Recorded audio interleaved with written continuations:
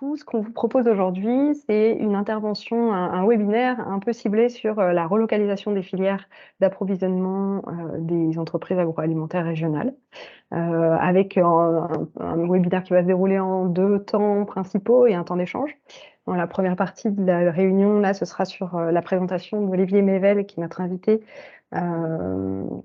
spécialiste de la consommation, donc sur les évolutions de la consommation alimentaire en France, quelle valeur perçue pour les produits locaux et les marques régionales territoriales en 2023? Je laisserai Olivier se présenter et nous dérouler sa présentation tout de suite. Et puis, dans un deuxième temps, on embrayera sur 2 témoignages. Alors peut-être qu'on va inverser les intervenants, mais on aura le moulin de Soré, avec Jean-Pierre Passaga qui va intervenir pour nous présenter, et le moulin de Pivert avec Isabelle Dalle, qui les 2 vont intervenir pour nous présenter les démarches de relocalisation, d'approvisionnement qu'ils ont eues dans leurs entreprises et les enjeux que ça a soulevés, les difficultés et puis éventuellement les attentes, que ça a remplies derrière. Voilà, et on pourra avoir 2 temps d'échange, donc un premier temps d'échange après la présentation d'Olivier et un second temps d'échange après les témoignages, qui interviendra du coup, après l'heure et demie de réunion. Voilà pour cette présentation globale. Et du coup, je vais tout de suite passer la parole à Olivier Mével qui va pouvoir se présenter et pendant que tu te présentes Olivier, je vais charger ta présentation. D'accord. Merci Madame Sanlaville. Donc, je suis Olivier Mével, je suis maître de conférence à l'Université de Bretagne occidentale. Et donc, territoire de recherche, c'est le partage de la valeur ajoutée dans les filières alimentaires. Alors, je fais du commerce, de la distribution, je fais beaucoup de marketing, bien sûr. Et j'ai aussi une action libérale qui a trait effectivement à de l'accompagnement stratégique et marketing, notamment sur les filières locales, parce que derrière, dès 2009, ici en Bretagne, on a entamé finalement une réflexion. Et à l'époque, j'étais encore dans une célèbre centrale d'achat du groupe Leclerc, Carrefour, pour ne pas la nommer, et c'est vrai que la question pour le distributeur à l'époque était de savoir s'il devait s'engager à fond dans les produits locaux. Et vous verrez tout au long de la présentation que, dans le fond, aujourd'hui en Bretagne, le taux de pénétration des produits locaux est aujourd'hui extrêmement important. Alors, peut-être d'abord, pour commencer, ne pas penser que le local peut faire l'objet d'un développement séparé du contexte économique. Je reviendrai à ce qui arrive à la bio et je pense que le local aura lui-même à rendre des comptes à un moment donné. On le sent d'ailleurs un peu venir dans nos premières enquêtes prospectives, mais pour l'heure, ce n'est pas encore ce qui le concerne le plus. Et c'est vrai que la crise que l'on connaît aujourd'hui, une double crise avec des effets de bord du Covid qui ont largement perturbé les filières alimentaires et la consommation. Effectivement, un consommateur qui voit fuir son pouvoir d'achat, et on peut dire peut-être que ce qui caractérise ce début d'année 2003, c'est que l'écart entre le vouloir d'achat du consommateur et son pouvoir d'achat n'a jamais été aussi important. On a vraiment une situation inconnue jusqu'alors, mais il faut dire aussi que la dernière crise qu'on a connue en 2008, la valse des étiquettes, avait été de plus 2,8%. Aujourd'hui, sur l'alimentaire ce matin, sur les paniers que l'on suit, on est, selon les personas visés, c'est-à-dire selon les niveaux de consommation des familles, on est entre 12 et 18% de hausse sur l'alimentation. C'est dire que finalement, cette petite flèche qui vient casser le panier alimentaire aujourd'hui est une réalité, sachant en plus qu'on a quand même perdu 100 000 agriculteurs en France en l'espace de 10 ans au dernier recensement, et que la vraie question, c'est de savoir est-ce qu'aujourd'hui, finalement, le local peut contribuer à apporter un retour à une meilleure valeur ajoutée pour nos agriculteurs, et si oui, tout en gardant finalement un axe de consommation pour le consommateur. Alors, dans la prochaine diapo, bien sûr, des surprises parce que on s'aperçoit que finalement, on a digéré la crise du 24 février 2022, c'est-à-dire que regardez la courbe en rouge, c'est l'année 2022, c'est l'indice FAO, et le coût d'accès aux matières premières a bondi évidemment en février, mais depuis, on a eu 9 mois de baisse consécutive. qui amène effectivement aujourd'hui les centrales d'achat de la grande distribution à voir les chiffres que vous voyez, à se dire, mais nom d'un chien, on a effacé toute l'année 2022 en termes de coût des matières premières. Et quand on regarde sur la droite, sur les 5 paniers qui constituent l'indice, à savoir les huiles végétales, la céréale, les produits laitiers, la viande et le sucre, on s'aperçoit effectivement que globalement, les matières premières sont de retour à leur niveau de 2021. Alors ça pose beaucoup de questions parce qu'évidemment, là, vous avez une information avant-première, mais je sens déjà les centrales d'achat de la grande distribution qui se saisissent de la question, mais pas que.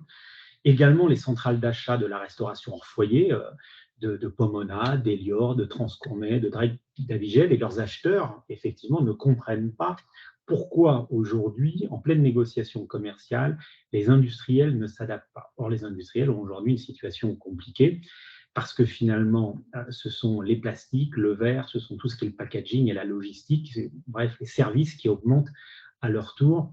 Et donc, la situation et le contexte est extrêmement confusant actuellement. Dans la prochaine diapo, vous voyez que, dans le fond, tout a augmenté aujourd'hui. Et la question qui est posée, finalement, c'est où se situe le local dans ce contexte inflationniste? La réponse qu'on a, nous, en Bretagne, elle est assez simple. Aujourd'hui, les consommateurs sont doucement en train de s'apercevoir que sur certains circuits de distribution, et notamment sur la vente directe, ils avaient l'habitude de penser que la vente directe était plus chère que la GMS. Et l'idée qui est en train de parcourir aujourd'hui à la fois les populations rurales et les populations urbaines, c'est que dans le fond, en vente directe, il y a des produits locaux qui sont moins chers que ce qui est proposé en GMS, et notamment les produits transformés. Là, vous voyez l'inflation mensuelle en 2022, 6,6% en moyenne, et puis un baromètre qui montre que quels que soient les circuits de distribution en grande surface, aujourd'hui, l'inflation est présente et l'inflation est en train de toucher, on va dire, 3 catégories de consommateurs en particulier. D'abord, les premiers, deuxième, troisième déciles au sens de l'INSEE. Au sens de l'INSEE, on a 29 millions de foyers fiscaux en France. On coupe ces 29 millions en 10 tranches. Ça fait environ 2 900 000 personnes, 3 millions par tranche. Les premiers, deuxième, troisième déciles aujourd'hui sont des personnes qui sont contraintes par les prix, n'ont que le choix du prix. Et on a une situation qui est, on va dire aujourd'hui, quasi catastrophique parce qu'on a une forme de précarité alimentaire qui s'est installée dans ces 3 premiers déciles et qui concerne des jeunes, des plus âgés, mais aussi, hélas, des enfants. Je vous rappelle que l'année dernière, les Restaurants du Cœur ont servi 142 millions de repas. Cette année, on pense que ce sera 172 et 50% des 142 millions de repas servis concernaient des 18-35. C'est dire si dans ces 3 premiers déciles, tout le monde est touché. Tout le monde est touché, on a même des personnes qui sont touchées dans la classe moyenne, les 4, 5 et 6 déciles suivants, c'est-à-dire que là, on a des gens qui sont fragilisés par la crise, et c'est chez eux qu'on observe la descente en gamme, et j'y reviendrai, c'est-à-dire la fuite devant les labels, la fuite devant la bio, la fuite devant le local, la fuite devant la vente directe. On a là une classe moyenne qui est touchée de plein fouet par la crise parce que les dépenses préengagées qui pèsent entre 25 et 35% de leurs dépenses de consommation rejettent très loin dans la fonction de consommation leurs besoins alimentaires. Dans la classe moyenne supérieure, donc les 7e et 8e déciles, on a là aussi un souci. On a un souci parce que les gens sont rendus très prudents. Et aujourd'hui, ils se mettent à épargner et à épargner de manière importante. Il n'y a guère que dans le 9e et 10e décile aujourd'hui que l'on conserve de façon intacte sa consommation, si bien qu'aujourd'hui, ces 9e et 10e déciles, on peut les appeler les préservés.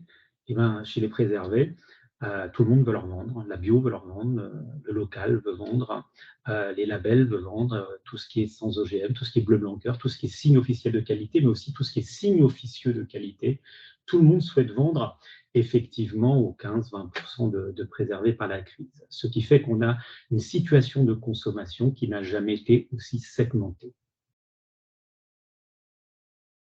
Alors, dans la diapo suivante, là je vous présente une slide qui est peut-être aujourd'hui celle qui recèle le plus d'interrogations et le plus la situation aussi polarisée qu'elle peut l'être.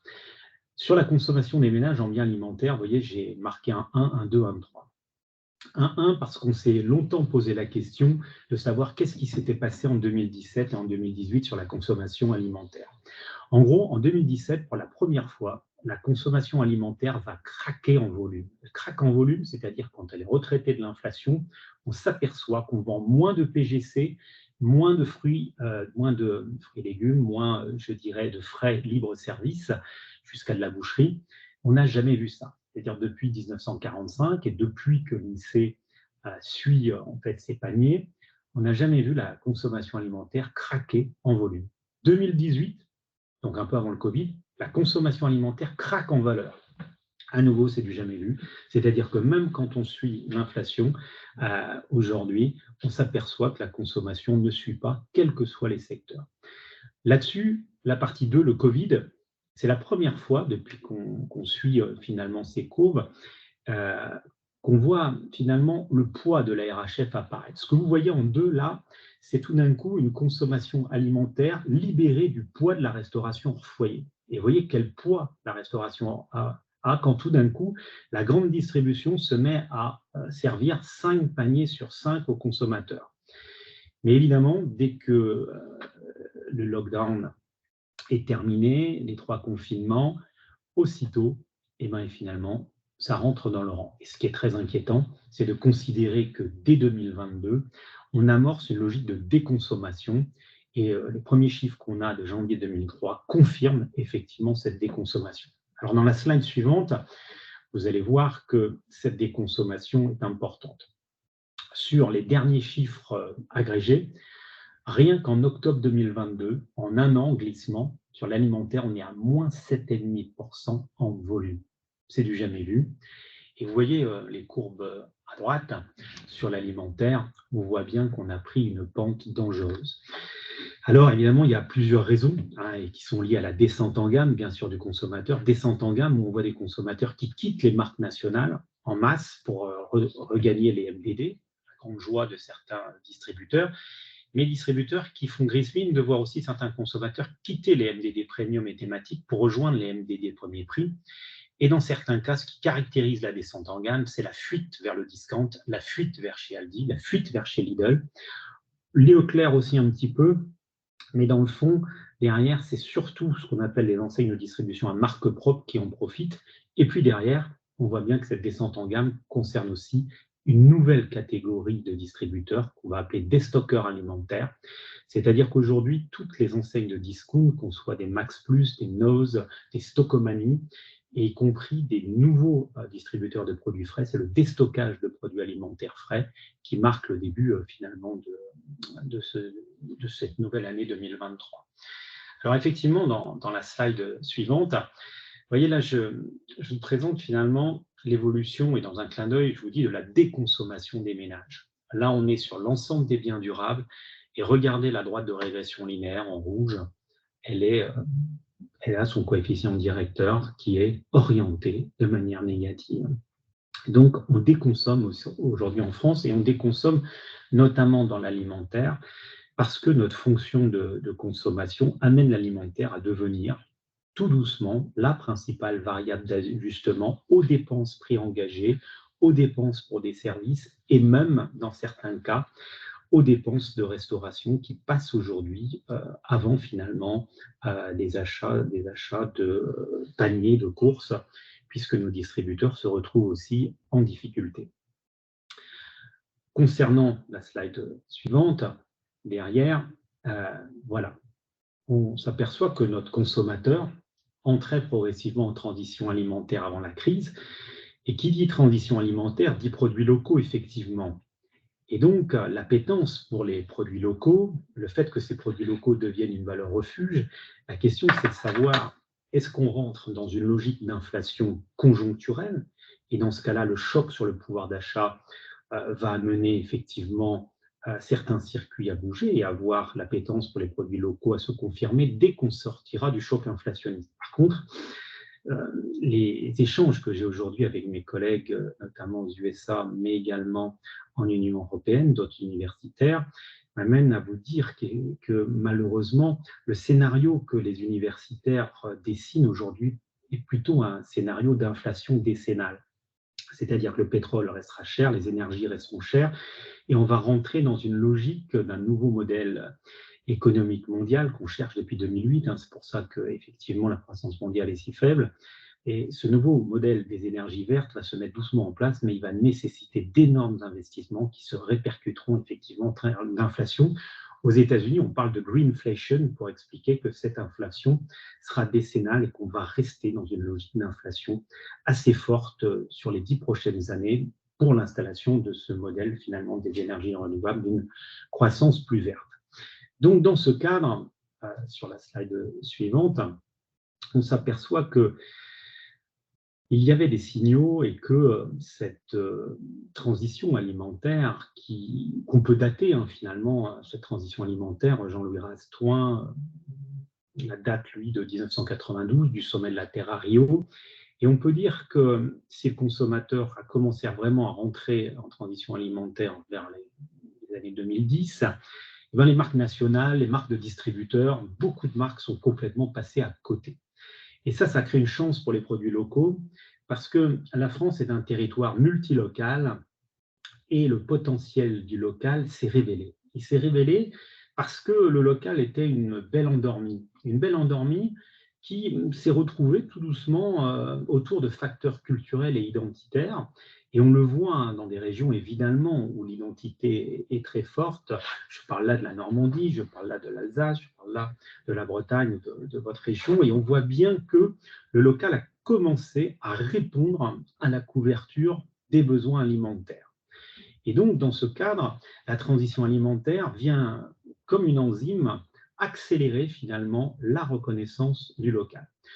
Le problème, c'est que la transition alimentaire change la donne. Le consommateur, au travers de cette transition alimentaire, redécouvre finalement 5 dimensions à la qualité, ce qui change beaucoup les choses. Sur la slide suivante, on va revoir finalement un consommateur qui va remettre toutes ces dimensions de la qualité différemment. Alors en France, la dimension liée à la qualité sanitaire des produits est mal perçue par le consommateur, sauf quand il y a un scandale alimentaire de type Buitoni ou Lactalis, où effectivement là, il se rend compte à quel point cette sécurité alimentaire est un enjeu. Mais dans le fond, spontanément, dans nos enquêtes, quand on lui pose la question aujourd'hui, quel est le type de qualité produit qui vous concerne le plus, il ne nous répond jamais la qualité sanitaire. Par contre, en assisté, quand on lui met la qualité sanitaire devant les yeux, là, souvent, il reconnaît à la qualité sanitaire un enjeu majeur pour sa santé, sa sécurité. Mais en termes de choix, quand il mentalise ses courses, qu'il va faire des courses, qu'il va préparer à manger, effectivement, la qualité organoleptique, le goût apparaît toujours de manière très évidente en première, deuxième, troisième position, selon finalement la typologie des consommateurs que je vous ai donnés, à savoir les contraints par le prix, les prudents, les fragilisés et les préservés. La qualité nutritionnelle apparaît et est en train de monter. Elle est en train de monter, effectivement, aussi parce que derrière, des nouveaux outils aujourd'hui sont en train de communiquer sur cette qualité nutritionnelle avec des fois des informations vraies ou fausses, mais le consommateur montre une certaine appétence pour ces informations. Ce qui est nouveau, depuis 2010, c'est qu'un nouveau élément de la valeur perçue est en train de monter et d'exploser. Il s'agit de la qualité culturelle des produits. Et cette qualité culturelle est très importante parce que le local, c'est d'abord finalement un imaginaire. Et donc, cet imaginaire, il est associé au local et l'alimentation devient une réalité territoriale à partir du moment où le consommateur a accès à des labels, à une information. C'est-à-dire que peut-être premier constat, c'est que le local a éperdument besoin d'un médiateur. Il a besoin d'un médiateur, il a besoin de labels, il a besoin de marques, il a besoin de marketing pour qu'il puisse s'affranchir de la comparaison avec d'autres produits et être repéré par le consommateur, quels que soient les canaux de distribution, depuis des marchés de plein vent, depuis des marchés couverts, depuis des grandes surfaces. Le produit local a besoin d'être médiaté par finalement ces labels qui vont donner une qualité culturelle et qui va rechercher. Donc ce facteur culturel et identitaire a besoin d'être porté. Ce qui vient à droite, c'est évidemment la qualité RSE, ce qu'on appelle la qualité RSE. C'est un élément important, cette qualité RSE, parce que effectivement, les filières se cherchent autour du Planet Score. Les filières sont en train d'essayer de déterminer comment normer cette qualité RSE. Mais on voit là encore que ça commence par le segment des plus préservés, hein, les 15% pour qui la crise est une forme de désépargne seulement.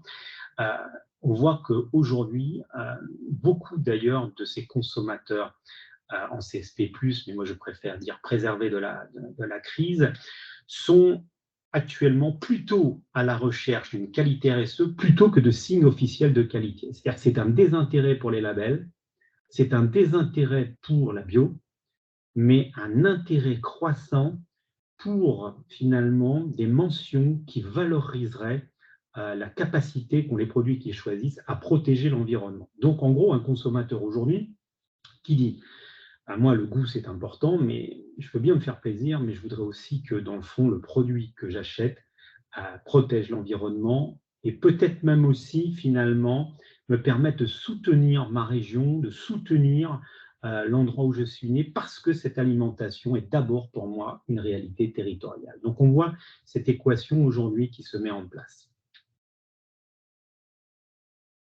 Alors, vous voyez ici, je vous présente une slide qui a trait aux mentions valorisantes qui sont, pour moi, en train de prendre le pas sur les labels.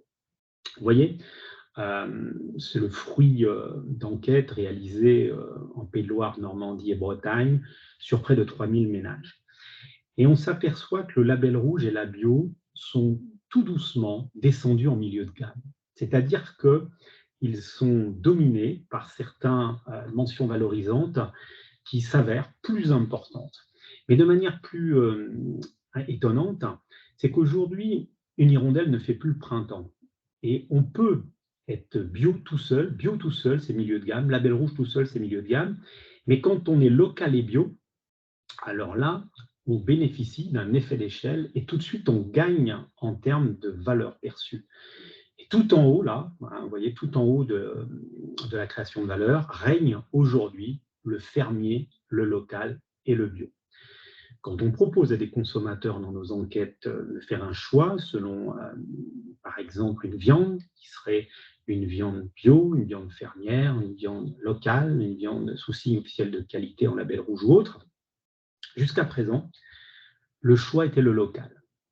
Mais on voit arriver là, depuis 3-4 mois, un choix très clair sur le fermier qui devient, on va dire, une nouvelle valeur refuge. Et bien heureux ceux qui, comme la marque Invitation à la ferme, et vous regarderez par exemple, je dirais la marque Invitation à la ferme, où les produits sont transformés, les yaourts sont transformés à la ferme. Et à ce moment-là, on voit bien que des yaourts fermiers transformés à la ferme, localement vendus sur des marchés dans le GGMS local et bio, et bien, se vendent au plus cher, sont, on va dire, au firmament de la valeur perçue par le consommateur aujourd'hui. L'agriculture conventionnelle et puis le HVE à la traîne, parce que pour plein de raisons, mais je dis souvent, et je l'ai dit d'ailleurs à Christiane Lambert dernièrement, que quand on s'appelle l'HVE, haute valeur environnementale, on prend une responsabilité lourde. Et ce n'est pas les développements actuels avec l'Union européenne sur le HVE qui me donneront tort, mais il est évident que, dans le fond, quand on présente le HVE à des consommateurs, en disant tout simplement, voilà un produit et on met un label HVE, on met un label bio, lequel vous choisissez. Certains prennent le HVE et quand on leur les informe pour leur présenter derrière ce qu'est le HVE, aussitôt ils reculent. Donc le HVE a une lourde responsabilité. Il a choisi une mention sémantique qui l'amènerait dans l'imaginaire au-dessus de la bio.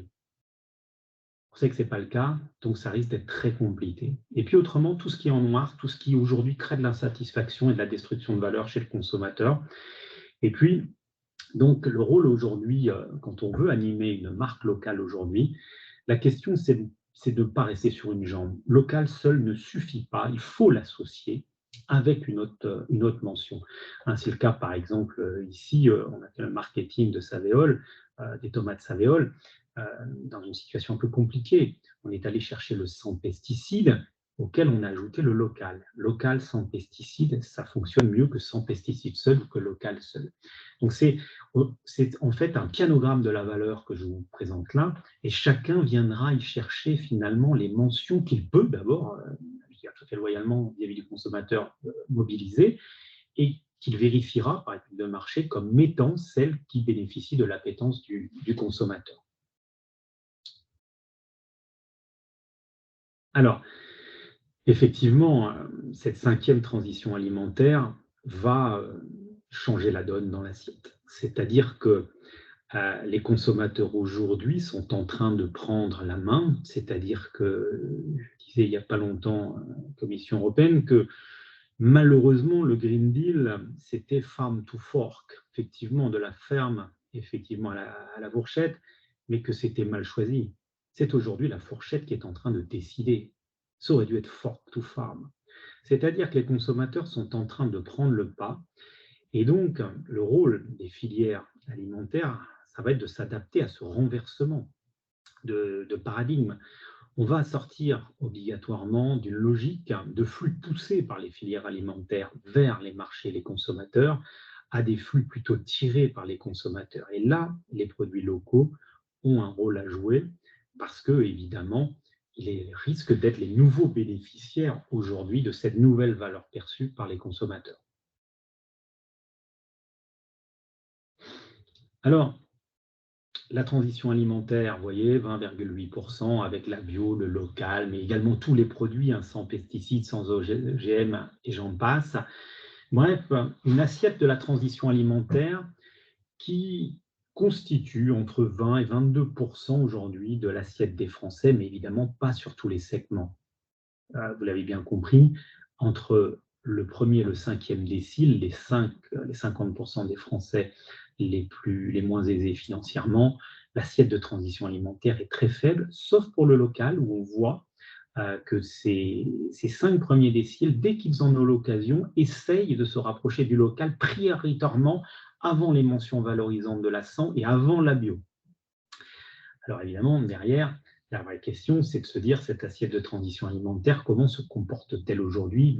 Nos premières enquêtes seront menées sans doute au mois de mars et on va essayer de regarder, de mesurer si cette transition alimentaire fonctionne. Alors sur ces 22%, la bio se taillait jusqu'à présent la part du lion, parce que 6 à 7% de la transition, 33% de la transition alimentaire, mais un tiers donc était porté par la bio, soit à peu près 6% de l'assiette des Français, 6 et 8% selon les calculs.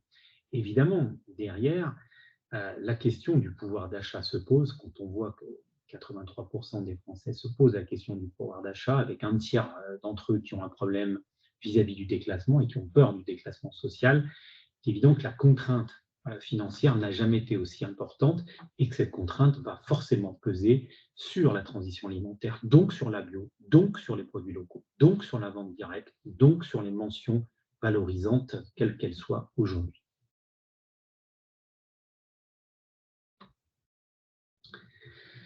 Alors, on l'a dit, un consommateur, vous voyez, dans le labyrinthe qui est un peu perdu. Je vous présente là à gauche un nuage de points que j'ai réalisé pour un client à moi, relativement à une question spontanée qui était de dire finalement en matière de consommation alimentaire, aujourd'hui, quand je vous cite consommation alimentaire, à quoi pensez-vous? Et la bio, il y a 3 ans, arrivait largement en première situation, puisque le nuage de points fait ressortir prioritairement le premier élément cité. Et puis, vous voyez actuellement comment la bio a été dissoute, c'est-à-dire la même question posée 3 ans plus tard, là, en novembre 2022, le SAN est quasiment plus important que la bio.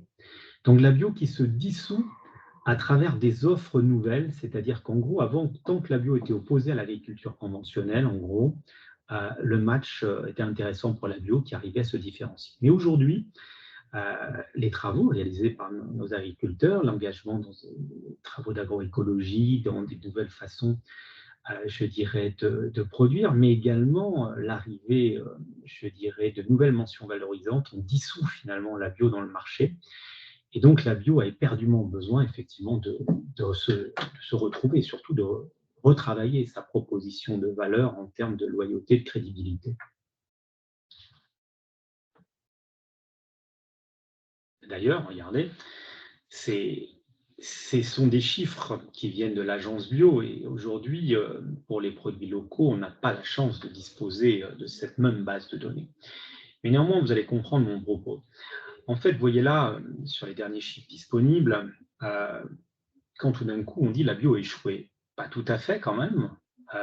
La bio, certes, est sur un palier, mais regardez, la consommation alimentaire décroît quand même entre 2020 et 2021. On passe de 195 milliards à 190 milliards.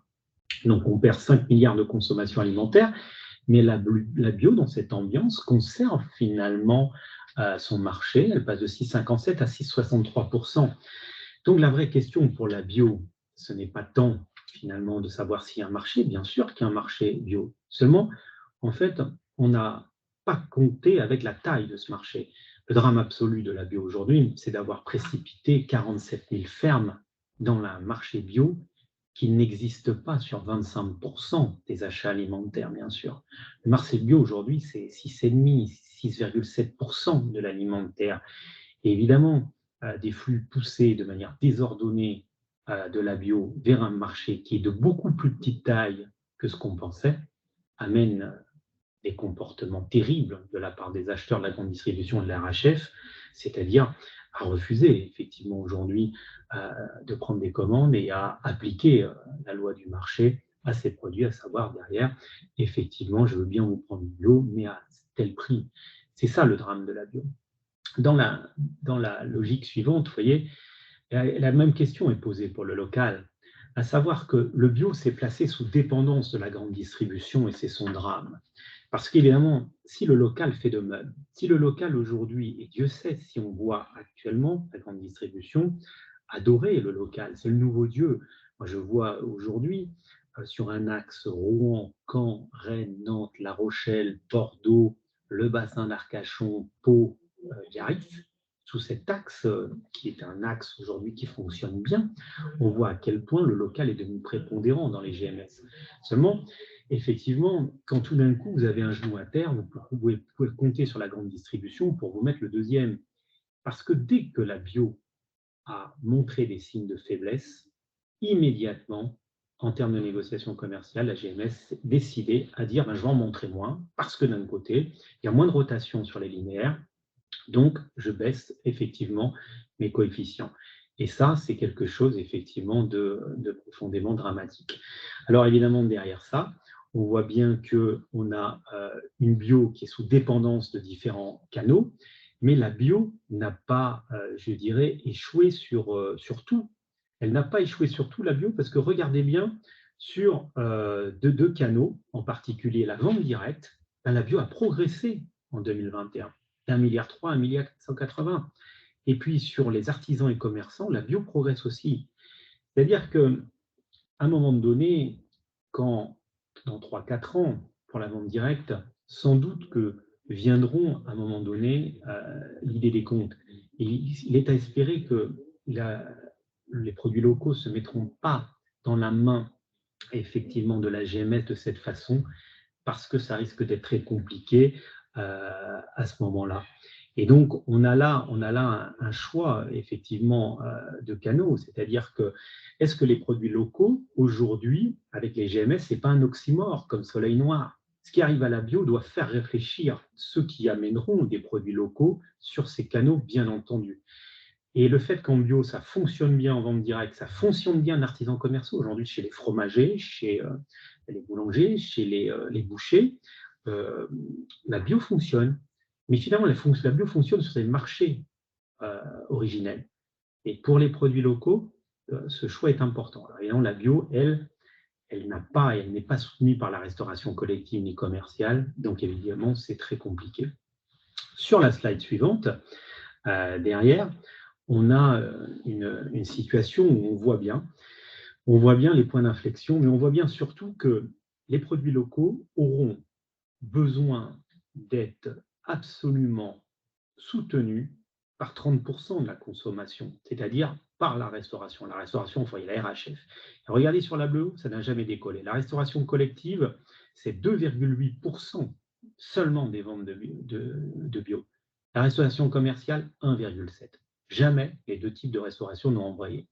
Les produits locaux auront cette logique, c'est-à-dire qu'ils seront ou pas soutenus par la restauration collective et la restauration commerciale. En gros, par exemple sur la viande, vous avez 65% de la viande vendue par les GMS, 14% par les bouchers, le reste par la RHF. C'est dire si le poids de la RHF est important. Et pour les produits locaux, ce sera évidemment un test important de voir dans quelle proportion ils pourront effectivement dépasser les chiffres de la bio à ce stade. Je fais juste une petite intervention, je suis un peu le maître du temps. Je vois le temps défiler, il nous resterait 10 minutes, voilà. Est-ce que ça ira pour vous? Merci. Oui, alors ça, on va pouvoir passer cette slide pour gagner un peu de temps, c'est-à-dire en fin de compte, une bio qui marque le pas un peu partout. Mais effectivement, on est certains d'accord de se dire que lors de l'instant de vérité, ce qui s'est passé pour la bio devra servir aux produits locaux. Alors, on va pouvoir passer la slide suivante aussi, parce qu'on va arriver, je dirais, dans cette logique de valeur perçue. Et effectivement, aujourd'hui, on trouve ce consommateur perdu qui se retourne vers son territoire pour couvrir ses besoins. Et donc, dans un contexte où les grandes marques reculent, le local est en train de prendre le pas sur d'autres labels. Et donc, on a l'exemple, je dirais, de marques régionales qui se mettent en place en Moselle, la Moselle sans limite, fabriquée en Alsace, Sud-France. Et dans certains cas, on a même des coopératives, je pense notamment à l'Alliance BFC en Bourgogne-Franche-Comté. Ce sont les 3 puissantes coopératives qui prennent le pas et qui créent la marque locale, nous autrement. C'est dire si il y a vraiment une volonté de voir s'organiser aujourd'hui une couverture des besoins locaux des consommateurs par des acteurs complètement différents. Alors, la carte de France, couverte de ces marques finalement collectives régionales, avec un vrai dimensionnement. On voit aujourd'hui des logos différents, labellisés, et on a finalement des bénéfices clients du local qui sont finalement la promesse la plus universelle qui soit. C'est-à-dire, le local, c'est la promesse la plus universelle qui soit pour le consommateur. Il n'y a rien de plus facile à comprendre. Et normalement, je suis assez d'accord de dire que le local a, et aujourd'hui on le voit dans nos chiffres, 3 à 4 fois plus de potentiel que la bio. C'est-à-dire qu'aujourd'hui, rien qu'en GMS, vous voyez sur quelques régions, notamment les régions qui sont réputées à forte identité, le local est déjà à 8 à 9% des ventes sur finalement le chiffre d'affaires de ces GMS. Donc on a derrière des possibilités immenses et je ne serais pas étonné de pouvoir constater un local dès que la crise s'effacera à hauteur de, on va dire, 18 à 20 milliards finalement sur les 190 milliards aujourd'hui de dépenses de consommation alimentaire des Français. Toujours sur la slide suivante, on voit derrière cette définition des produits locaux. C'est-à-dire que 6 éléments intéressent le consommateur en termes de produits locaux. Comment il le qualifie? Un produit local est d'abord un produit fabriqué dans sa région. Après, certains consommateurs vont en poser la question des composants qui doivent être d'origine régionale. Donc les composants, l'origine, la fabrication, les composants, et puis évidemment, priorité dans l'identification du local à un produit fermier pour l'alimentation ou artisanal pour le non-alimentaire. Derrière, évidemment, tout ce qui est vendu en circuit court et en vente directe amène à poser la question, ou plutôt la non-question du local. Ça apparaît comme une évidence pour le consommateur. Et puis, on s'aperçoit que la question géographique pour les habitants des grandes villes, et c'est très important, cette logique n'est pas évidemment posée. Je m'explique. On posait la question au carrefour Montesson à des consommateurs qui achetaient de la viande d'éleveurs du Poitou. Pourquoi vous prenez ces viandes, mesdames, messieurs? Réponse de ces consommateurs, parce que ce sont des produits locaux. Alors on dit, non, parce que là, on est à 600 km du Poitou, et cet agneau du Poitou, on ne peut pas dire que géographiquement soit si proche de Paris.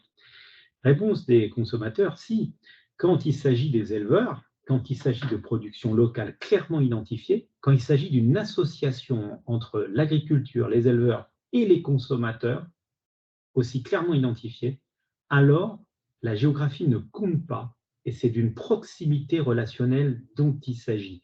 Cet effet de levier est le plus puissant effet de levier que pourraient avoir les produits locaux pour être vendus en tout point de la France. Et c'est pour ça que la France risque de se révéler comme un territoire finalement multilocal.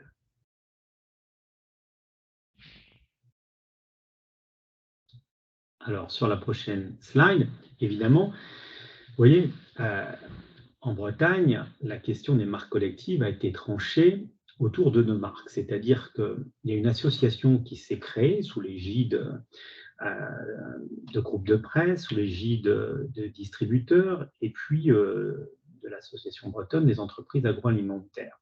La fameuse association Produits en Bretagne, qui regroupe aujourd'hui près de 500 entreprises bretonnes. Le succès a été tel que finalement, Produits en Bretagne est devenu un club. Et donc, ce Produit en Bretagne est le label qui est clairement identifié. C'est-à-dire qu'aujourd'hui, vous prenez des produits qui résistent le mieux à la crise, et je discutais avec le directeur marketing de Malo il y a une semaine, et il me disait tous les produits Malo qui sont siglés, certains ne sont pas siglés Produits en Bretagne, résistent mieux aujourd'hui à la chute des ventes que les autres et même surperforment. C'est dire si cette médiation est nécessaire. Et cette médiation était tellement nécessaire que finalement le Conseil régional de Bretagne a décidé de créer une autre marque collective régionale, Bretagne tout simplement, et de l'accorder sur demande aux autres. Tellement aujourd'hui l'enjeu est important. Et donc le local est aujourd'hui le moyen le plus approprié finalement pour relocaliser une consommation et dynamiser des territoires. Alors, des fois, évidemment, la confusion règne parce que, effectivement, c'est assez compliqué. Vous avez ces 2 filets de poulet, il y a un filet produit en Bretagne, et puis, effectivement, vous voyez, il est label rouge. Moi, j'ai designé avec, je veux dire, les équipes de la Savelle, à leur demande, sur une volaille free range de 56 jours, un petit duc. Et vous avez vu, on n'a pas cherché à mettre le label rouge, on a juste mis le produit en Bretagne. Et effectivement, derrière, certains disent, mais ça se vend mieux que le label rouge. Oui, parce que c'est plus placé en fruits. Et du moment qu'il y a produit en Bretagne, eh ben, un produit, on va dire, qui est moins qualitatif que le label rouge va se vendre beaucoup plus. Malgré tout, ça mène à un risque de confusion. Parce que lorsque vous mélangez des marques régionales avec des produits sous SICO et des produits standards, élaborés dans la région, et que le consommateur finalement donne la priorité au prix, ça fait réfléchir. Donc, en fait, malheur aujourd'hui, il y a des produits de haute qualité, très chers, qui sont issus de la montée en gamme, mais qui ne bénéficient pas d'un sésame régional. Alors évidemment, le lien entre le territoire, son identité, ces produits est important, et c'est important, et on voit bien aussi le dynamisme des produits locaux. Alors là, que ce soit en GMS, tout circuit confondu ou en vente directe, on voit bien que dès que il y a des marques ombrelles qui fédèrent les acteurs régionaux, dès qu'il y a des communications autour d'associations qui créent aujourd'hui ces produits, et ben, immédiatement, on a une hausse substantielle et on a un taux de pénétration des produits locaux qui est beaucoup plus important. Alors évidemment, l'intérêt de disposer aujourd'hui d'une marque collective locale, c'est tout simplement parce que cette marque doit épouser l'identité du territoire et elle doit fédérer autour d'elle. Et donc, quand je parle de sésame, de caution, de logique facilitatrice, c'est bien de ça dont il s'agit. C'est-à-dire qu'il n'y a pas longtemps, j'étais avec le patron d'une grande coopérative, Damien Lacombe, Sodial, pour ne pas le nommer, et on était à Toulouse, et puis je lui disais, Madame Damien, regarde cette consommatrice chez Leclerc ou chez Carrefour, parce qu'on fait les 2 magasins avec les éleveurs. Et je lui dis, Madame, pourquoi vous mettez ce beurre paysan breton dans votre caddie? Ah non, parce que c'est un produit local. Et je lui dis, mais si vous avez eu un beurre éleveur du Sud-Ouest, qu'auriez-vous fait? Je l'aurais acheté en priorité. Et je lui dis, c'est donc parce que vous n'en trouvez pas que vous prenez le paysan breton? Oui. Et paysan breton, pour vous, pareil que tout à l'heure, l'histoire de l'agneau du Poitou. C'est un produit local pour elle. Elle ne veut pas prendre la grande marque, mais elle se sent plus proche du paysan breton. Donc c'est ça qui aujourd'hui est au cœur de l'enjeu pour les régions, c'est de garder finalement du PIB, c'est-à-dire de garder de la valeur ajoutée sur le territoire. Et toutes les régions aujourd'hui sont touchées. Quand Bruno Retailleau était patron de la région Pays de Loire, il me disait, est-ce que nous, on peut avoir en Pays de Loire finalement du local? Mais j'ai bien entendu. Bien entendu, ce n'est pas parce que vous doutez de l'identité de votre région qu'il n'y a pas une volonté, une appétence des consommateurs pour le local. C'est vraiment tout autre chose.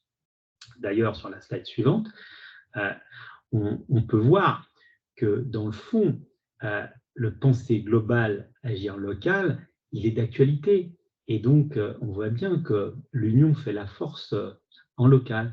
Et donc, malheur quelque part aux régions qui n'arrivent pas à dynamiser aujourd'hui et à indiquer, à informer les consommateurs sur la réalité d'une production locale. C'est ça qui est important.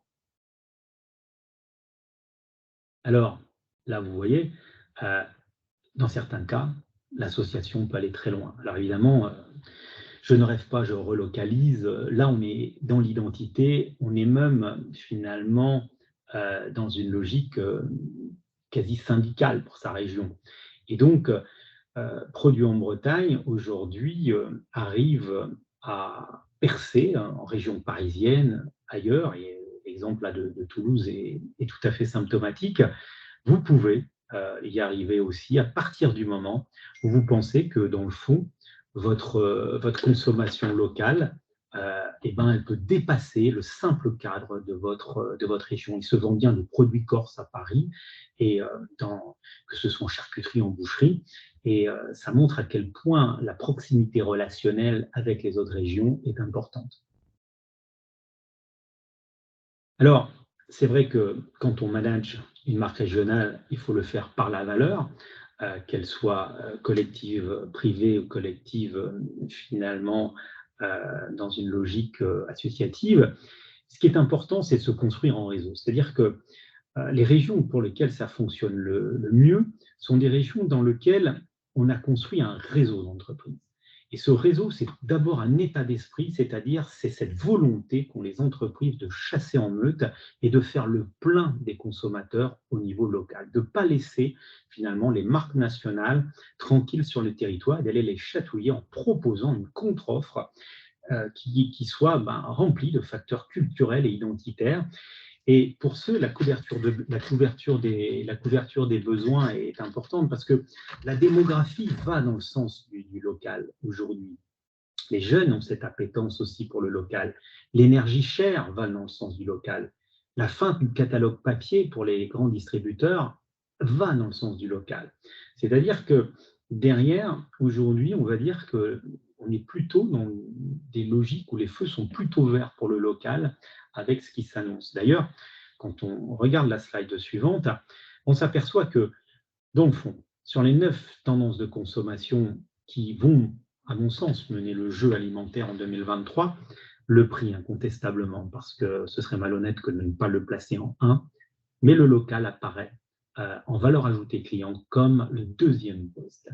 Et donc cette réalité territoriale dont on parle, elle est là, et elle amène à l'origine. Donc il y a aussi la préservation de l'environnement derrière, le bien-être animal, l'équitable. Et vous voyez, finalement, dans ces postes, on a vraiment aujourd'hui là, on va dire, le quintet, et le local est extrêmement bien placé à condition qu'il puisse être repéré par le consommateur. Alors évidemment, dans la slide suivante, quand on regarde pourquoi, on s'aperçoit que dans le fond, aujourd'hui, une marque locale moderne, certes, il y a le produit, mais le produit n'est pas le plus important. Il y a le client, le rapport au client, oui, mais le consommateur considère ça comme une relation nécessaire. Ce qui est important, ce sont ces valeurs. Et les marques locales qui réussissent, elles sont d'abord incarnées, il y a de l'humain. Souvent, les journalistes me posent cette question, me disant, Monsieur N, est-ce que quand on a fait une marque locale, ça marche forcément? La réponse est non. Il faut d'abord que la marque locale soit incarnée par de l'humain. Si possible, il faut aussi même pour des petites marques, qu'elles se donnent une petite mission, qu'elles soient claires sur ses valeurs régionales, et puis que d'un côté, il y ait une forme de réciprocité sur ses engagements. Elle a besoin de faire sens pour les clients. C'est-à-dire, si j'achète cette marque locale, en contrepartie, qu'est-ce que cette marque locale fait pour moi et son territoire? La seule logique d'être goût et bon ne suffit pas. il faut de l'engagement. Et donc, tout cet aspect 3.0 aujourd'hui des marques locales est quelque chose qui intéresse prodigieusement les consommateurs sur un même territoire. D'ailleurs, on voit bien qu'aujourd'hui, il y a une transition alimentaire, il y a une transition environnementale, mais il y a aussi une transition de valeur, bien entendu. Parce qu'il y a une double condition à l'achat qui s'impose aujourd'hui, et cette double condition à l'achat amène finalement le consommateur à considérer deux choses. Et dans la slide suivante, je vous dis tout simplement que, dans le fond, l'équation de la valeur perçue par le consommateur a profondément évolué dans les filières alimentaires. Et donc, cela joue actuellement en faveur du local. Pourquoi? On retrouve les 5 définitions que je vous ai proposées de la qualité. En fait, aujourd'hui, le local a une qualité, on va dire, perçue, qui est supérieure à la qualité attendue lors de l'achat. Et ça, c'est quelque chose qui est vraiment, on va dire, un des grands acquis des produits locaux. Et donc, cette qualité perçue, qui est supérieure à la qualité attendue, c'est une condition nécessaire. La condition n'est pas suffisante, évidemment, parce qu'il faut encore que dans un deuxième temps, la valeur perçue du local soit supérieure au prix. C'est-à-dire que quand on pose la question, nous, dans nos enquêtes, et qu'on travaille autour de consentement à payer, on pose cette question: à quel prix accepteriez-vous de payer ce jus de pomme, par exemple? Et les gens nous disent 2,50. Et puis, à partir du moment où, tout d'un coup, le produit est à 2,30, sa valeur perçue est supérieure à son prix. Et comme la qualité attendue est supérieure à la qualité du perçu pour les produits locaux, ça crée un effet d'entraînement. C'est ça qui est important. Et aujourd'hui, cette double équation est une équation qui complexifie effectivement le positionnement des produits, parce que quand on lance des produits locaux, il faut mesurer les consentements à payer attendus en face par les consommateurs locaux. C'est très important.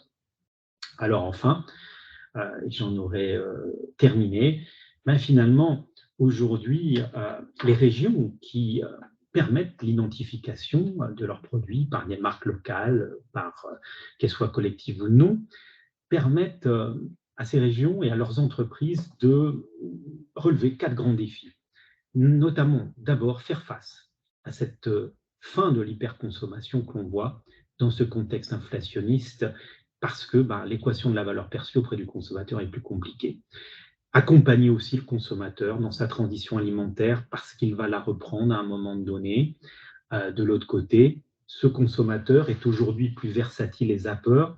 Je vous rappelle une chose, c'est que peut-être le plus grand événement de l'année 2022 en matière alimentaire, c'est de voir qu'aujourd'hui, les plateformes de distribution, ceux qui livrent des solutions de repas à domicile, les Deliveroo, les Just Eat, les Uber Eats, ont réalisé plus de chiffre d'affaires en France que le drive et la livraison à domicile de courses. Donc, c'est aussi des 18-35 qui privilégient la livraison de solutions de repas à domicile, faisant reculer tous ceux qui livrent des ingrédients, qui livrent des courses à domicile. Et donc, c'est dire si la grande distribution est placée aussi devant un défi important. Enfin, le local, assurément, et je l'ai dit, par rapport à l'énergie chère, par rapport au carbone, par rapport à la préservation de la biodiversité et aux éléments les plus importants de son équation environnementale, le consommateur, au travers du local, souhaite répondre à une consommation plus responsable. Donc les feux sont ouverts pour le local. Maintenant, ça ne veut pas dire que ce soit aussi simple de pousser des produits locaux vers le marché. Voilà, je vous remercie, j'en ai terminé. Je suis désolé d'avoir débordé un petit peu. Merci beaucoup pour cet exposé très intéressant. Je pense, on va peut-être prendre une ou deux questions avant de donner la main au témoignage. Alors, est-ce que vous avez des questions?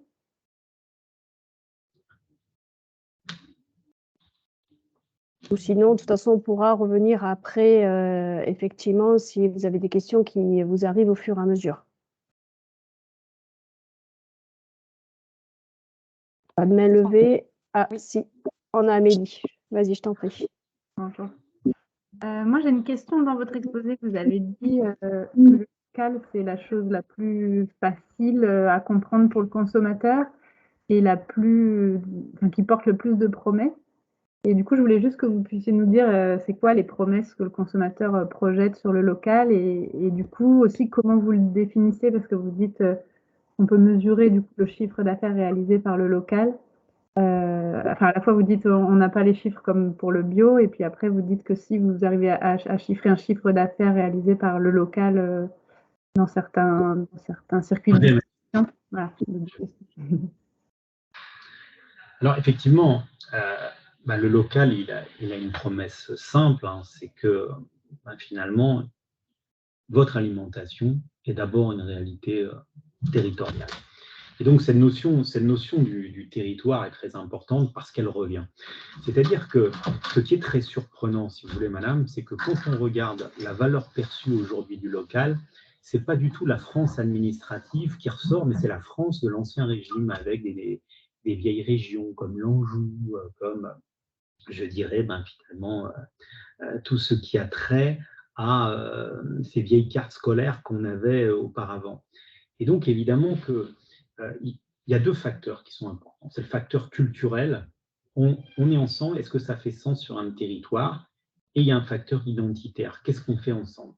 Et c'est vrai que le local remet au goût du jour ce mot qui, des fois, est un peu dévoyé par certains partis politiques, qui est le mot identité, qui est un mot fantastique. Et que donc, la couverture des besoins locaux, elle commence par la couverture de ces deux facteurs. C'est-à-dire que d'un côté, c'est ma culture. Et les produits locaux sont issus aussi de produits qui représentent la culture. Je vois le succès aujourd'hui des cocos de Paimpol, par exemple, en Bretagne. C'est un facteur culturel et identitaire. Et ça, c'est important.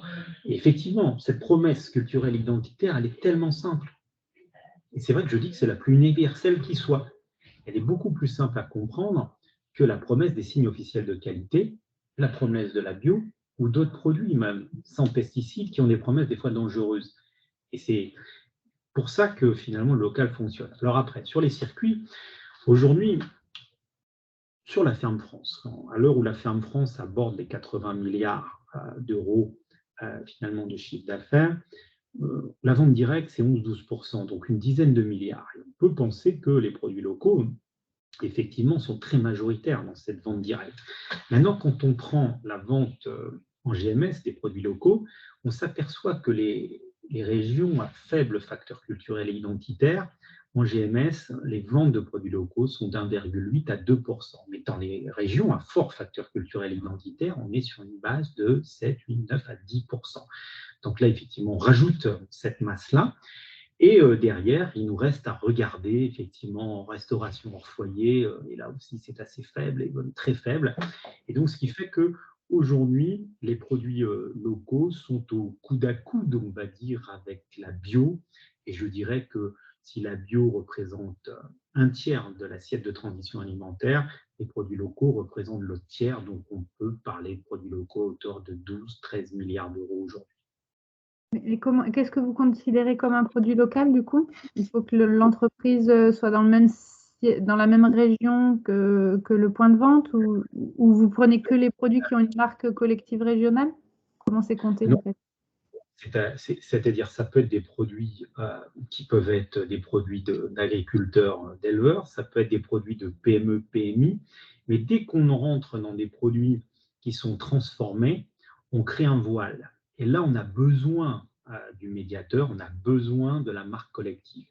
Quand c'est l'agriculteur, l'éleveur qui commercialise lui-même en vente directe, il n'y a pas besoin de preuves.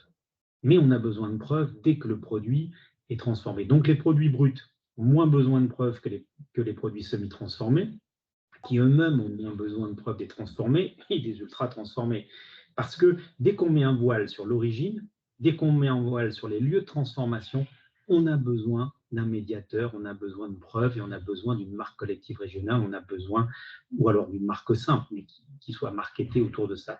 Donc le produit régional, il est d'abord finalement fermier. S'il n'est pas fermier, il doit être identifié comme produit dans le lieu, il doit avoir son origine, il doit avoir des composants, des ingrédients qui soient aussi originaires de cette région. Toute cette succession finalement de piliers vont créer cette valeur perçue globale du produit local. Merci. On va avancer parce que je vois le temps défiler. Donc, je vais laisser la parole pour le témoignage à Jean-Pierre Passaga du Moulin de Soré. qui va nous expliquer en très peu de temps comment il a mis en place sa filière. Jean-Pierre, je te laisse la parole. Oui, merci. Bonjour à tous. Très peu de temps, ça veut dire? Je vais mettre ma montre. Allez, 10 minutes. On avait dit 10 minutes. Ok, 10 minutes. Alors, bon, peut-être moins, et puis peut-être des questions, parce que ce qui est intéressant. Voilà, après, voilà, les questions juste après. Alors, juste, donc, Jean-Pierre Passaga, je suis responsable du moulin de Soré. Donc, on est meunier à Montpellier. Donc, on écrase à peu près 8000 tonnes de farine par an. Alors, l'histoire du local chez nous, il est lié au bio aussi. C'est-à-dire qu'il y a une dizaine d'années, les agriculteurs sont venus nous voir. Il y a 10 ans, en fait, on faisait au moulin 1 ou 2% de farine biologique et on était revendeurs. C'est-à-dire qu'on ne fabriquait pas. On n'était que revendeurs. Donc, ça représentait 1 à 2% de nos ventes et, voilà, et 0% de fabrication. Les agriculteurs de la région, enfin du Gard, sont venus nous voir en disant, voilà, on aimerait faire un groupe, enfin, le groupe était constitué, mais on aimerait pouvoir avoir une farine qui correspond à nos blés, en fait, qui nous permettent de vendre, de trouver un débouché pour nos blés bio. Alors, moi, ça correspondait à ce que je souhaitais, c'est-à-dire que j'étais revendeur de bio parce que ce n'était pas du local, c'était du français, mais ce n'était pas du local. Et là, dans la mesure où on me proposait un approvisionnement local, moi, je trouvais que le bio et le local, enfin, on a vu ce que vous avez dit tout à l'heure, hein, le bio local faisait partie de ce que je pensais être efficace, et puis ça se révèle efficace. Et c'est assez intéressant, c'est-à-dire qu'au départ, je dirais, si j'avais des poids à mettre, c'était bio et local, bio en gros et local en petit. Et je pense que maintenant, si j'avais des poids à mettre, ça serait local en gros et bio en petit. C'est exactement ce que vous venez de dire. Donc, ces agriculteurs sont venus nous voir. Donc, on a fait ils étaient regroupés.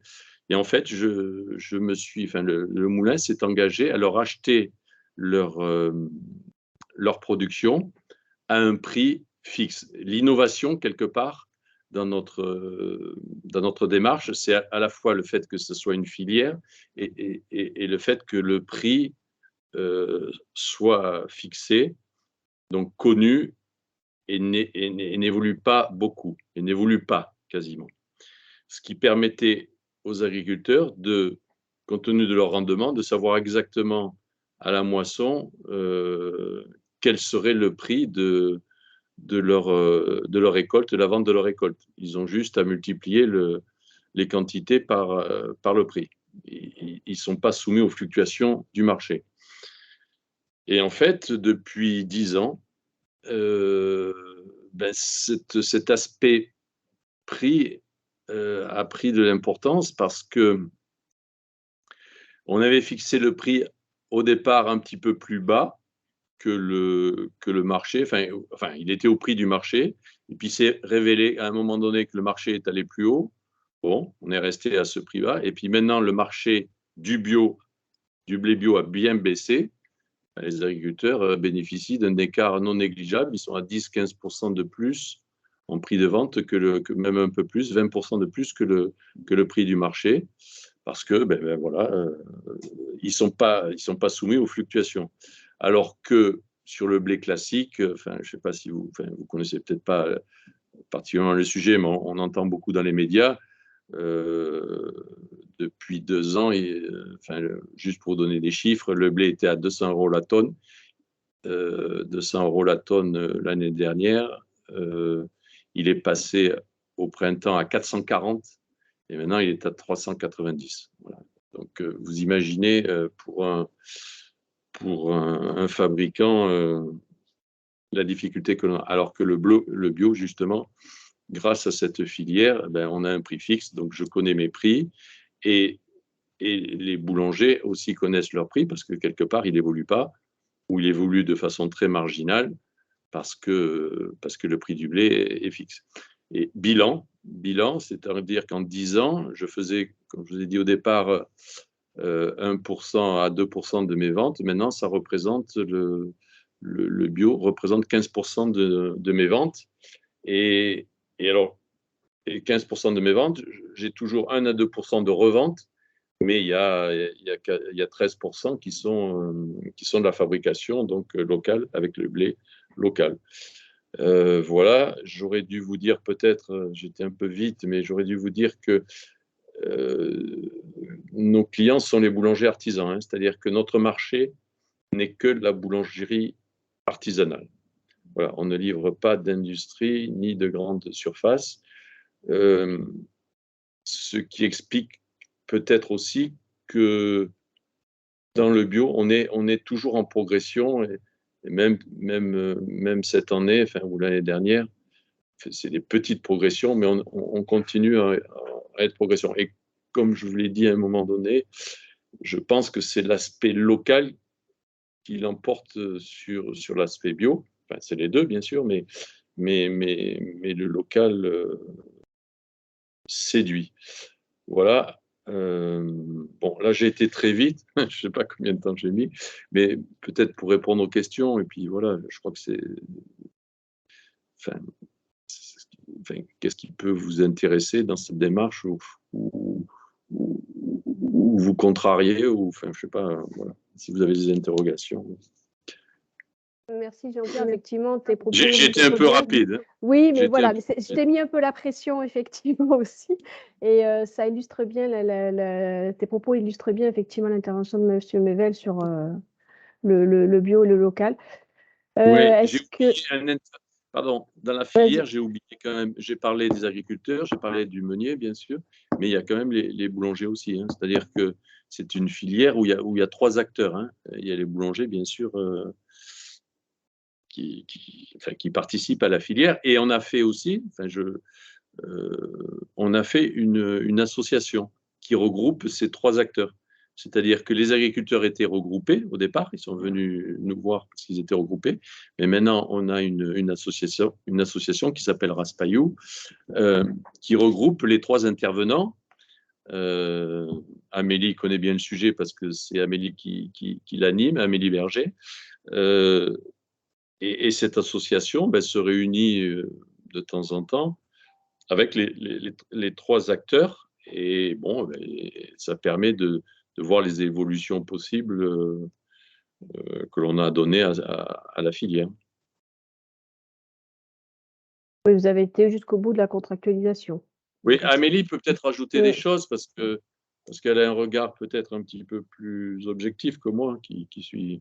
Non, mais tu as bien résumé la situation. Je vous mets juste dans le chat du coup le site internet, s'il y en a qui veulent aller voir un petit peu aussi plus d'infos. Après, moi, ce que je trouvais intéressant, c'est que du coup, tu as commencé toi à faire cette filière avec ce groupe Raspayou. Et après, quelque part, ça t'a aussi un peu inspiré aussi pour le conventionnel. Tu as créé après des gammes de local en conventionnel, finalement. Oui, bien sûr, parce que comme le local pour moi était déjà il y a très longtemps, j'ai une gamme de farine qui s'appelle la locale. Voilà. J'ai pas été chercher très loin dans le marketing ou dans le nom, c'est la locale. Voilà. Donc j'ai aussi dans le classique, dans la filière classique, une farine locale. Et bon, voilà, et sans insecticide, c'est-à-dire sans insecticide de stockage, par exemple. Voilà. Est-ce que vous avez des questions, des informations à rajouter? Oui, bonjour, c'est Anne. Vous m'entendez? Oui, oui. Oui. Oui, bonjour. J'ai une question sur les règles d'étiquetage quand on mentionne local sur l'étiquette. Quelles sont les règles?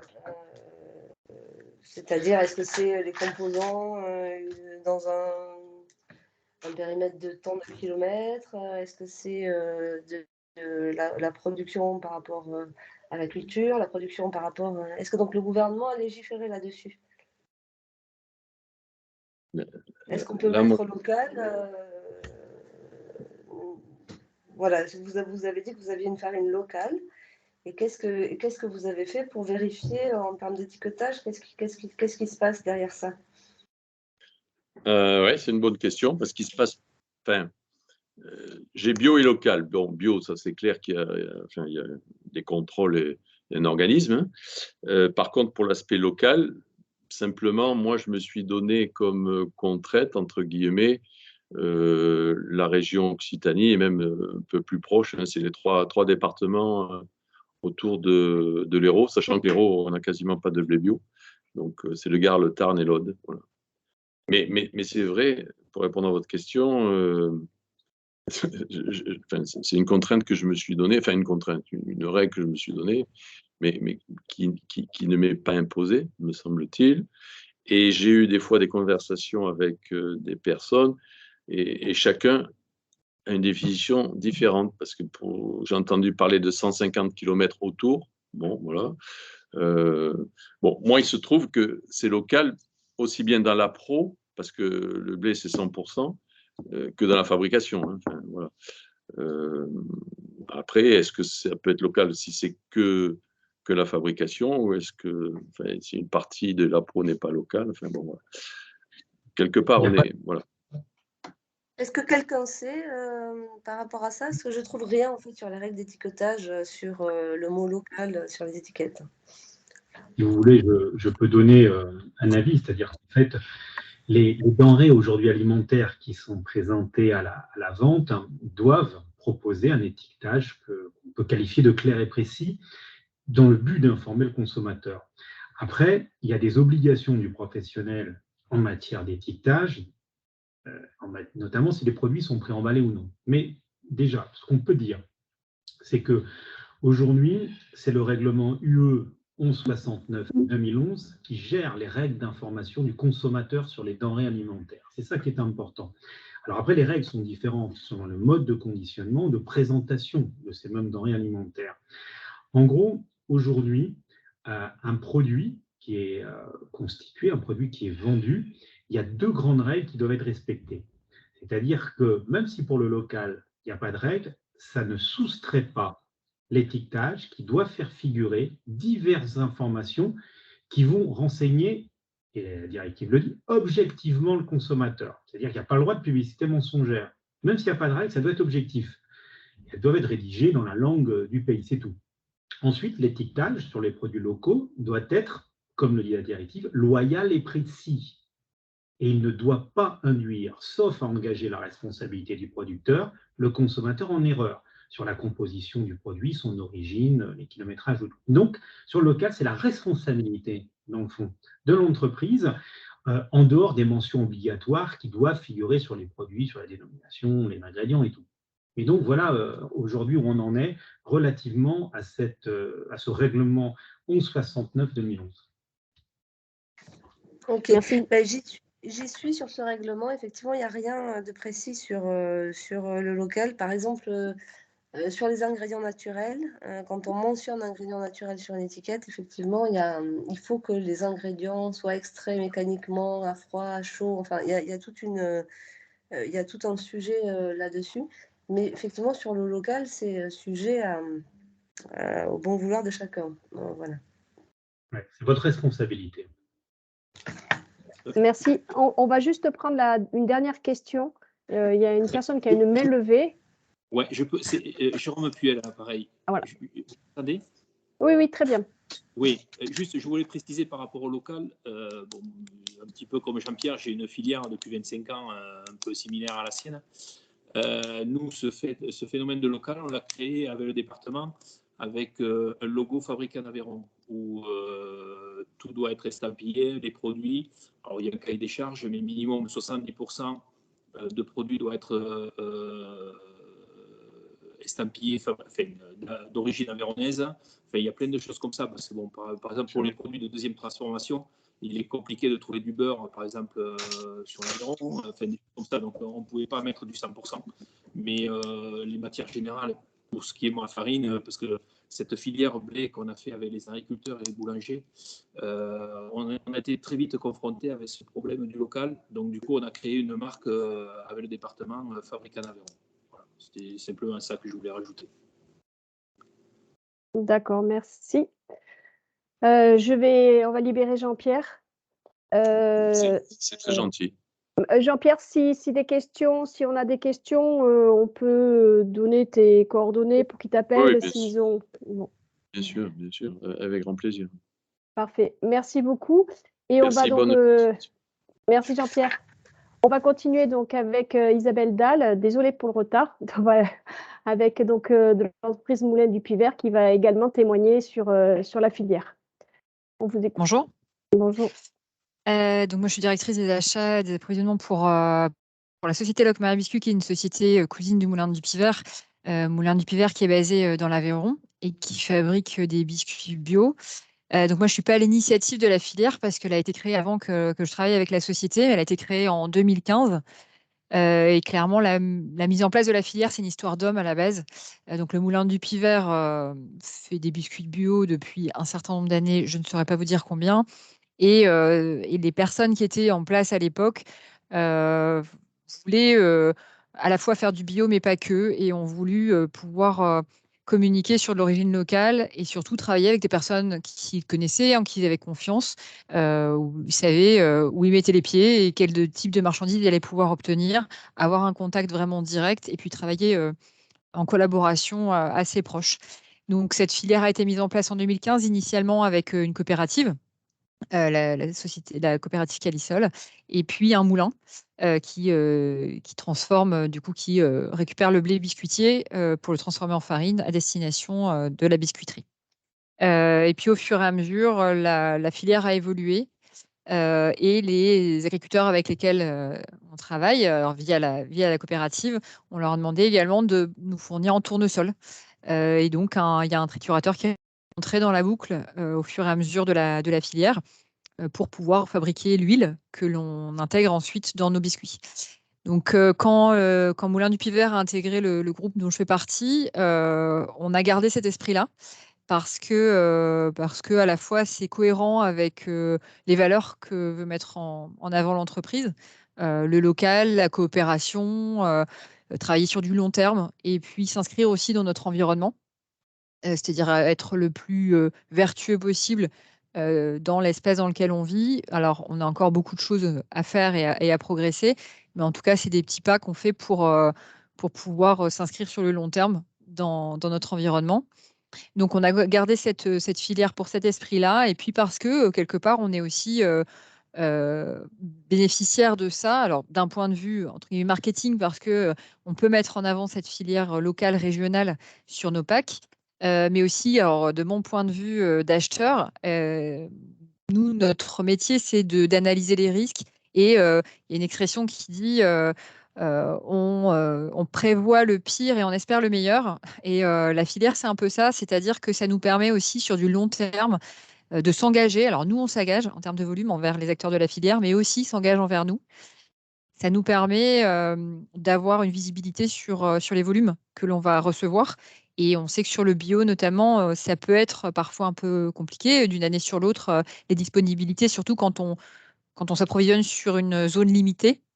On peut avoir plus de risques de disponibilité des matières. Donc là, avec la filière, les acteurs s'engagent des deux côtés.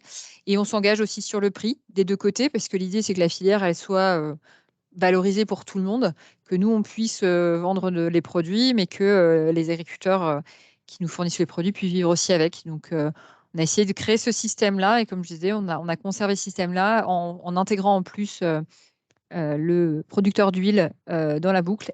Et on se voit justement encore cet après-midi. Donc, on se réunit. Nous, on n'a pas une association, hein, c'est vraiment des entreprises indépendantes, mais on a signé une charte qu'on a re-signée il y a quelques années. Puis là, on doit revoir un petit peu. Enfin, on la re-signe régulièrement, même si c'est un engagement qui est plus, comme je disais, de valeur et un engagement humain.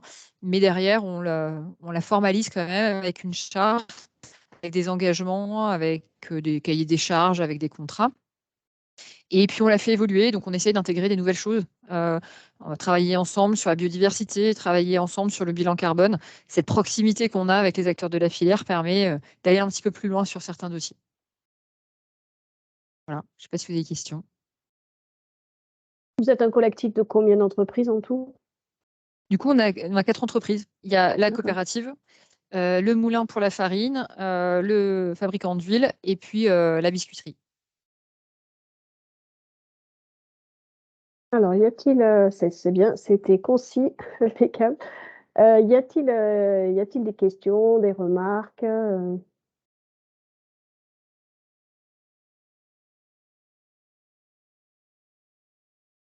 C'est très clair. Et On si peut vous reprendre aviez même des questions pour l'ensemble des oui, voilà, intervenants, hein. exactement. S'il y a des questions pour Monsieur Mevel. Et si vous aviez un conseil pour une entreprise pour se lancer, ça serait lequel? Enfin, je veux dire, voilà, pour dire une entreprise qui veut monter une filière, commencer par quoi? Déjà, il faut avoir une volonté.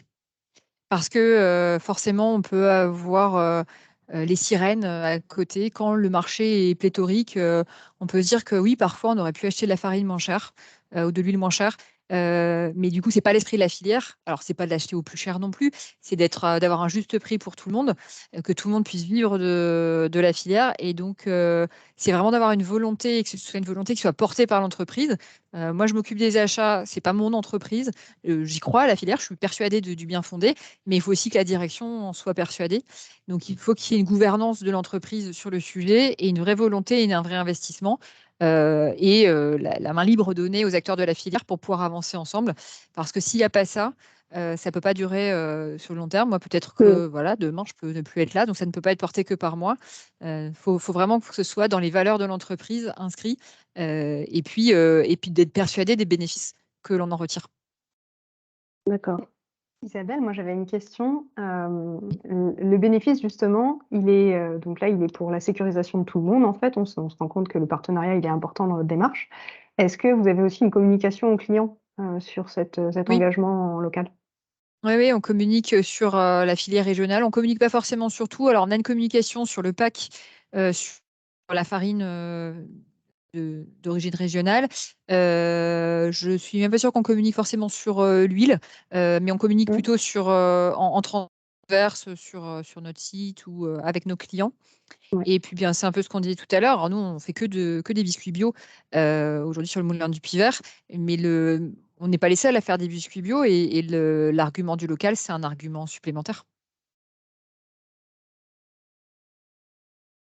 Alors, on a une question, juste il faut que j'arrive sur le chat. Quelle stratégie Alors, par rapport au risque de voilà. descente en gamme des acheteurs consommateurs, si vous la constatez? Alors, on est un peu comme tout le monde, hein, on a un peu une décroissance de volume sur l'année qui est liée à la bio, mais qui est moins forte que ce qu'on peut constater sur l'ensemble du marché, probablement liée aussi à cette stratégie locale.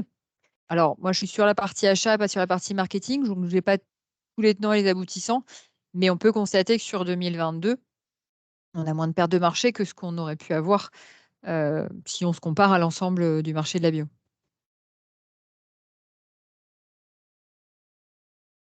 Aujourd'hui, il faut qu'on puisse avoir des arguments supplémentaires. Si on disait en effet le local en est un, alors on a aussi d'autres produits sur lesquels il faut qu'on travaille pour aller plus loin. Mais ça, c'est notre socle, la farine et l'huile dans nos biscuits. Alors, une autre question, y a-t-il une réflexion engagement démarche RSE formalisée? Oui, le groupe auquel appartient Moulin du Puy-Vert, on a mis en place une démarche RSE depuis 2017. Alors, on a mis une démarche RSE formalisée depuis 2017. On avait déjà plein de choses qui étaient faites au niveau des entreprises. Je vous dis, la charte, elle existe depuis 2015. Donc, c'est vraiment dans l'ADN de nos structures d'aller vers ça. On a commencé à la formaliser en 2017. On a une démarche RSE formalisée avec un certain nombre de points sur le bien-être des collaborateurs, sur nos engagements, trajectoire carbone, sur nos achats responsables. Alors, je ne peux pas forcément vous faire tous les points. Et du coup, la localisation de nos achats en fait partie.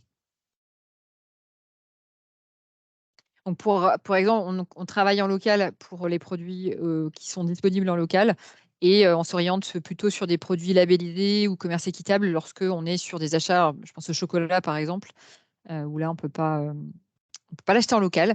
Et dans nos biscuits qui sont assez gourmands quand même, on utilise du chocolat et donc on est sur une démarche équitable. Alors, il y a une suite à cette question, c'est comptez-vous la reporter en termes de marketing ou en label? Et où label? Alors, on est peut-être un peu prudent sur ça. On communique pas sur le pack, mais de manière générale, parce que le groupe est signataire de Global Compact.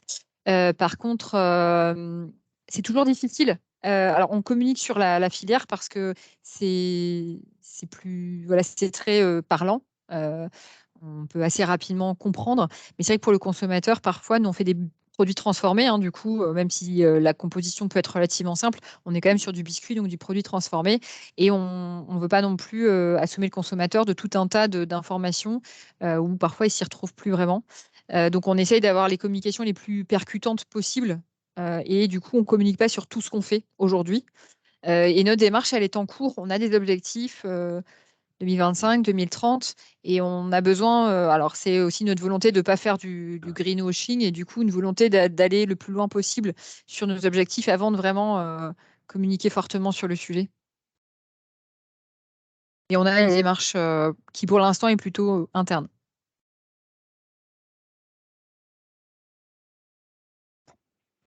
Oui, Amélie. Oui, moi j'aurais une question pour l'entreprise et puis aussi pour Monsieur Mevel. Donc là, on voit en fait dans les démarches qu'on a vues en exemple, qui sont des démarches à la fois bio, locales, parfois et souvent aussi presque du commerce équitable, c'est-à-dire avec des partenariats, des engagements, du partage de la valeur entre les acteurs de la filière, etc. Du coup, c'est des super filières très vertueuses, etc. Mais du coup, on n'est plus très bon en termes de prix. Et donc, je repensais à ces 9 tendances consommateurs, là où le prix est en premier. En gros, on fait tout bien, on fait du bio, du local et du équitable. Et sauf qu'au bout d'un moment, du coup, on est effectivement dans des prix qui peuvent, du coup, être pas plus forcément accessibles à une partie des consommateurs. Enfin, Je ne sais pas si je dirais ça, en fait. Ça peut être une conclusion évidente, mais dans les faits, ce n'est pas forcément une réalité. Parce que on se dégage aussi des marchés. Moi, j'achète aussi du conventionnel par ailleurs pour d'autres structures du groupe, où là, on suit les évolutions de marché, comme disait Monsieur Passaga. On a eu des évolutions, par exemple, sur le blé. On a une volatilité sur les matières premières qui est énorme. Et sur 2022, on pouvait acheter de l'huile de tournesol conventionnelle plus cher que de l'huile de tournesol que de l'huile de tournesol bio local. Parce qu'on a ces grosses fluctuations qui ne sont pas forcément faciles à gérer pour les entreprises et encore moins pour les consommateurs. Et finalement, alors d'une part, le local, bah, vous économisez un certain nombre de coûts. Aujourd'hui, on parle des coûts très élevés sur le transport, par exemple. Bah forcément, plus vous êtes proche et moins vous avez ces coûts-là. Et on a moins ces variations-là. Donc peut-être que quand le marché est très bas, on paye plus cher, soit. Quand le marché est très haut, on ne suit pas les évolutions de marché. On travaille plutôt sur un coût de revient, sur une rémunération et sur le fait que l'ensemble de la filière puisse se rémunérer. Et on a des discussions assez transparentes et régulières sur le sujet. Le marché est en train d'évoluer. Ça a peut-être été très vrai et c'est pour ça que je dis qu'au départ, il fallait un gros engagement de l'entreprise parce qu'il fallait oser y aller. Maintenant, je pense qu'on peut y trouver son compte dès lors qu'on a un système qui est transparent et vraiment avec une communication ouverte avec les acteurs de la filière. Là, je suis assez d'accord. Enfin, je suis complètement d'accord avec vous sur cette résilience là des filières bio, partenariales et françaises qui ont été solides et qui sont du coup moins touchées par les crises et la grande volatilité qu'on peut voir dans le conventionnel. Mais c'est plus aussi le prix final quoi, pour le consommateur. On sait que forcément, quand on fait tout bien, quand on fait équitable, bio, local, etc., on ne peut pas être dans les premiers prix, quoi, dans les prix bas. Oh non. Et voilà, c'est plus ça, moi, qui m'interroge, du coup. Est-ce que, du coup, va devoir faire le dos rond, en gros, tant que le consommateur va faire ses arbitrages et en gros, tant que c'est la crise et qu'il fait des arbitrages sur l'alimentation et attendre, en gros, que la crise un peu passe. Et puis, on sait qu'on est sur le bon chemin, donc on fait le dos rond et on attend que la crise passe. Ou est-ce que, voilà, c'est un peu ça qui m'interroge, là. Alors, effectivement, sur un produit qui serait bio, local, équitable, on a un produit qui a des trépieds marketing intéressants, mais le consommateur, la question c'est à qui vous voulez vendre. Et c'est effectivement, là, ça va dépendre aussi des choix de vos canaux et de la façon dont ce produit va être positionné.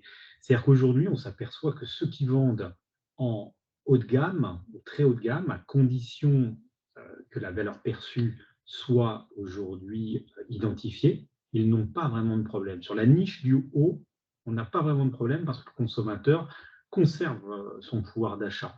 C'est plutôt en moyenne gamme aujourd'hui qu'on voit des soucis et qu'on voit un certain nombre de produits qui sont dépositionnés.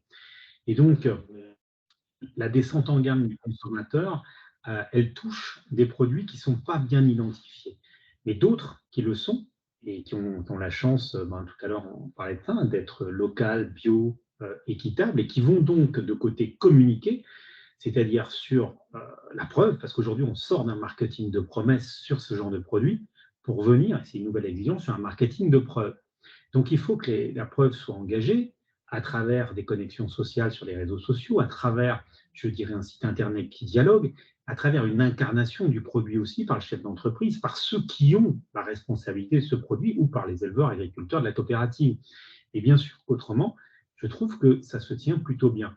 Maintenant, sur environ 200 produits que l'on suit dans des magasins de producteurs aujourd'hui en région Bretagne, que ces magasins de producteurs soient avec la propriété d'actionnaires qui sont des agriculteurs privés ou de coopératives, on s'aperçoit qu'on est plutôt extrêmement moins cher que la grande distribution, notamment sur des produits bruts ou semi-transformés.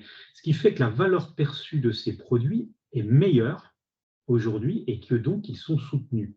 Maintenant, évidemment, il y a certains aussi produits dits locaux, bio peut-être ou équitables, qui n'ont pas effectivement bien réfléchi à leur façon de se positionner, de dialoguer avec les consommateurs de façon à se faire remarquer, à être appelé quand le consommateur fait à manger.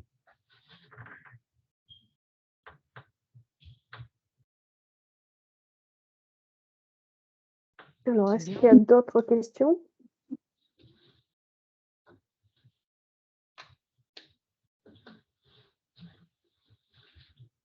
Non, pas d'autres questions.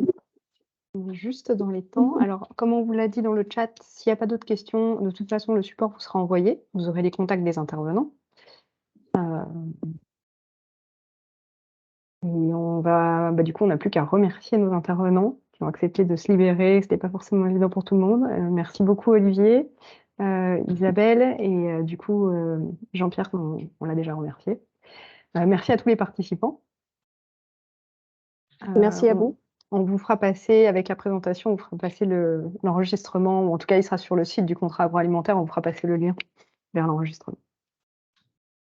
Merci. Merci. Beaucoup. À bientôt. Merci à tous. Au revoir. Bonne fin de journée. Au revoir.